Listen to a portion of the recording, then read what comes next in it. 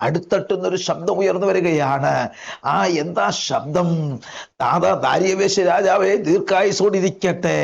സിംഹം എനിക്ക് കേടുവരുത്താതിരിക്കേണ്ടത് ദൈവം തൻ്റെ ദൂതനെ അയച്ച് പ്രാർത്ഥിക്കുന്ന ദൈവപൈതലിനെ സൂക്ഷിക്കുന്ന ദൈവം, പ്രാർത്ഥിക്കുന്ന ദൈവപൈതലിനെ കാത്തു പരിപാലിക്കുന്ന ദൈവം.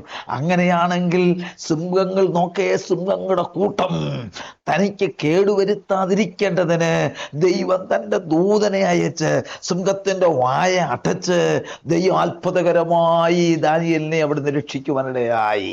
ഈ പ്രഭാഷണം ശ്രദ്ധിക്കുന്ന പ്രിയപ്പെട്ടവരെ, പ്രാർത്ഥന എങ്ങനായിരിക്കണം പ്രാർത്ഥിക്കേണ്ടത്?